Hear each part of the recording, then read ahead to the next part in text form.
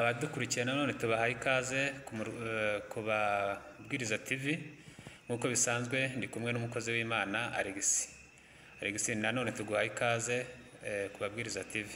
Murakoze cyane, nanjye ndabashubuje mu izina rya Yesu. Nk'uko channel yacu ivuga ku nkuru za Bibiliya ndetse n'amateka ya Bibiliya. Uyu munsi dufitiye inkuru ki? Murakoze, uyu munsi mbafitiye inkuru ivuga ku muburo w'Uwiteka. Yego. Tuburire twumve rero. Ntabwo ari ibyo ubaburira ni Uwiteka, cyakoze wenda agiye kunkoresha kugira ngo tuganire ku ijambo rye, ku muburo. Turi bwifashishe inkuru y'abavandimwe babiri, ariko tuvuge ku kiganiro Uwiteka yabanje kugirana n'umugabo umwe. Ni inkuru igaragara mu itangiriro mu gice cya 4. Dukurikiye muzahasome mwumve ikiganiro Uwiteka yagiranye n'umuntu bita Kayini. Yego. Kayini umuhungu wa Adamu. Kayini ni umuhungu w'imfura wa Adamu na Eva. Twavuze ukuntu Imana yaremye Adamu ndetse ikamuha n'umufasha. Twagiye abo twabanye mu biganiro byabanje, twagiye tuvuga ukuntu babanye n'Imana ndetse n'ukuntu igihe cyageze bagakora divorce, bakagirana ibibazo, ariko Imana ikomeza kubana nabo. Imana yacu itandukaniye n'abantu, niyo wakora ibyaha ntabwo Imana igusiga. Yego. Uyu muryango rero wa Adamu na Eva waje kwibaruka, byara abana babiri, nibo turi buvugeho uyu munsi. Hari n'abandi nyine bagiye bavuka nyuma, ariko uyu munsi turavuga kuri Kayini ndetse na Abeli. Yego. Bano bana rero bamaze kuvuka, barakuze birumvikana. Ntekereza yuko n'ababyeyi babo bagiye babaganiriza uko ubuzima bwabagendekeye, kuko bavutse nyuma yuko ababyeyi babo bakora ibyaha batandukana n'Uwiteka, ariko Uwiteka akomeza kubafasha, kuko bivuga yuko ubwo bagaragaraga nk'abambaye ubusa, Uwiteka yabaremeye imyenda. Yabaremeye imyambaro. Barambara, hanyuma akomeza no kugenda abaganiriza. Aba bana ariko mu by'ukuri bigaragara yuko ibibazo byawe ku babyeyi babo bisa nk'aho bitabahaye isomo. Ari nayo mpamvu twavuze ngo ni umuburo Uwiteka atanga. Birakwiye yuko ibibazo byabaye ku bandi bantu dukwiye gukuramo isomo. Yego. Kutumvira Imana no kwa Adamu na Eva kandi baganirije abana babo ntacyo byabamariye mu by'ukuri, kuko abana barakuze. Bibiliya iravuga ngo Abeli yabaye umworozi, yahisemo umwuga wo korora, hanyuma Kayini nawe afata umwuga wo guhinga. Hanyuma rero kimwe mu byo ababyeyi babatoje no gukorera Imana. Yego. Nkuko natwe nyine tugomba gukorera Imana mu by'Imana yaduhaye.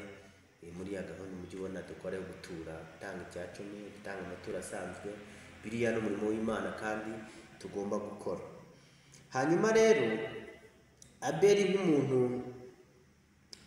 nk'umuntu wari umworozi, yisomye mu itangiriro igice cya 4 umurongo wa 4, ndavuga ngo Abeli azana ku buriza bw'umukumbi we no ku rugimbu rwawo, Uwiteka yita kuri Abeli no ku ituro rye. Ni ukuvuga ngo ituro Abeli yatanze umukumbi, yatanze uburiza bw'umukumbi, ni ukuvuga ni nk'amatungo yavutse bwa mbere. Hanyuma atanga n'urugimbu, Imana yita ku ituro, iramushima. Hanyuma rero na mukuru we nawe afata ku byo yari yahinze, nawe arabitanga, ariko Imana ntiyashima ituro rye. Byateye amakimbirane muri abo bana. Ahubwo tutarakomeza, buriya umuntu atanga icyo afite. Yibe Kayini yarahingaga, agatanga ituro mu buhinzi yejeje, mu musaruro w'ubuhinzi. Ntumva Imana itari kumugayira icyo yatanze kuko ari cyo yari afite. Sintekereza ko aricyo cyatumye bigaya.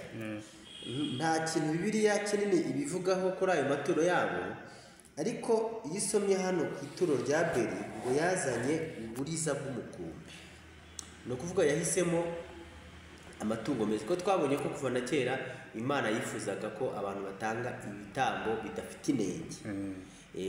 Ntekereza rero yuko kuba Imana itaritaye ku ituro rya Kayini, ashobora kuba atarazanye imyaka myiza. Hari igihe ushobora kweza nk'imyaka, uzabirebe nko mu gihe cy'ihinga habaho imyaka abahinzi bategura, ugasanga hari imyaka bise imbuto, cyangwa se mu myaka ngo harimo karite ya mbere n'iya kabiri. Urabibona. Noneho n'imbuto ukabona hari imbuto nziza, hari imbuto igize, hakaba no kujonjora nabyo ujya ubibona.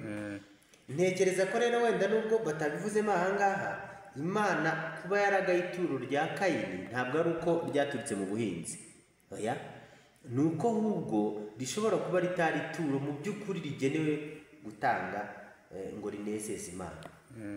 Hanyuma rero nk'uko navuze ko umutwe w'ikiganiro cyacu uvuga ngo ni umuburo w'Uwiteka, Imana yabonye ayo makimbirane y'abo bana, hanyuma isanga Kayini, iramubwira iti se ko mbona wagize umubabaro, warakaye, wikumbagaje, ufite ikihe kibazo? Nukora neza ntuzemerwa. Urumva kuba yaravuye ngo nukora neza ntuzemerwa, biragaragara yuko atari yakoze uko bikwiye. Ngo nukora neza nawe ntabwo uzemerwa. Hanyuma Imana iramuburira, ari wo muburo ashaka kutuvugaho uyu munsi. Ndamubwira ngo ndakwitegereza nkabona ibyaha bimwe biritugatugira ku rugi rw'umutima wawe, ngo kandi ni wowe ufite ubushobozi bwo kubihagarika. Uruhare rw'Imana rero mu buzima bw'umuntu ni ukutuburira. Twavuze ko Imana ukuntu yaturemye, urukundo idukunda, iha agaciro amahitamo dukora. Cyakoza iratuburira ikakubwira iti wa musore we rero ukwiye kureka iki kigare cya bano bantu muri iki kigare kizakujyana muri gereza. Wa mukobwa we akagakungu kazatuma utwara inda itateganyije. Imana itanga umuburo. Hanyuma rero noneho kubishyira mu bikorwa nitwe, ni jyewe, ni wowe. Ubu natwe hari ibyo Imana yagiye ituburira, kubishyira mu bikorwa bituma ubuzima bwacu bumera neza. Inkuru ibabaje rero ni uko Kayini atabihaye agaciro, ahubwo yatumiye mu murumuna we ngo bajyana mu murima, arangije aramusingira aramwica. Se yamwiciye mu murima? Nagira ngo barwane, yamwiciye mu rugo. Yamwiciye mu murima, yaramuraritse ngo tujyane mu murima, baragenda ku gasozi, arangije aramusumira aramwica. Uwiteka aragaruka aramubaza ati se Abeli murumuna wawe ari hehe? Uzi igisubizo yatanze? Yaravuze ngo ngiye se ndi umurinzi we, ngo ngiye ndi umurinzi wa murumuna wanjye. Abapagani banavuga nabi, abapagani banavuga nabi. Muri Imana yacu ni urukundo, kandi Imana ntivuga nabi. Imana ivuga neza, itanga umuburo ukabikurikiza cyangwa ntubikurikize, ndetse na nyuma yaho byanagoranye mu ngaruka Imana ibana n'umuntu. Ni ukuvuga iyo umuntu yakoze ibyaha bishobora gutuma afungwa, Imana uzi ko igendana no muri gereza ikamugirira neza. Uzi ko umuntu iyo yakoze ibyaha bishobora gutuma arwara indwara, urazi ko ari indwara zijya zibaho zishobora guturuka ku myitwarire mibi umuntu yagize, urazizi nazo zibaho. Ariko no muri izo ngaruka Imana ibana n'umuntu, kubera ko Imana ikurikirana umuntu uko yaba ameze kose kuzageza yihana, kuko na nyuma yo kwitwara nabi umuntu ashobora guhinduka akaba umuntu muzima. Ayo nguko rero inkuru y'abana bavandimwe isa nk'irangira gutyo, irangira ibabaje, kuko ubwo urumva nyuma y'uko ababyeyi babo baba bakoze icyaha cyo kutumvira Imana, ikabirukana ariko ntibate, igakomeza ikabana nabo, urubyaro rwabo narwo ubwo urumva rutangiye kwinjira no mu bwicanyi. Isi rero ubwo urumva itangiye kuba mbi, tuzakomeza tubibona mu nkuru izagenda zikurikiraho. Isi ubwo itangiye kuba mbi, hajemo ikinyoma cya Satani, hajemo kutumvira k'umugore, hajemo amakimbirane y'umugore n'umugabo, hajemo kwitana ba mwana, hajemo noneho n'urupfu, wumva ko ibintu bitangiye kuba bibi cyane.